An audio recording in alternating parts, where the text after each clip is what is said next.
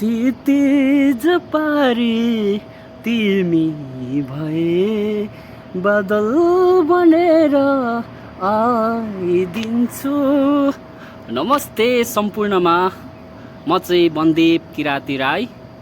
यो चाहिँ पूर्वी पहाडी जिल्ला शङ्खसभामा रहेका अरुण उपत्यका नदी साथै क्षितिज पारी बादलले ढाकिएको गाउँ चाहिँ चिचिला गाउँपालिका रहेको छ।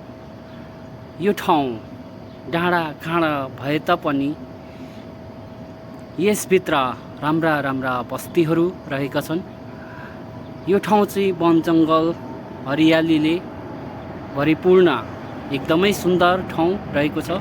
तपाईहरू पनि घुम्न चाहनुहुन्छ भने आउनुहोस्, तपाईहरूलाई वेलकम छ, स्वागत छ।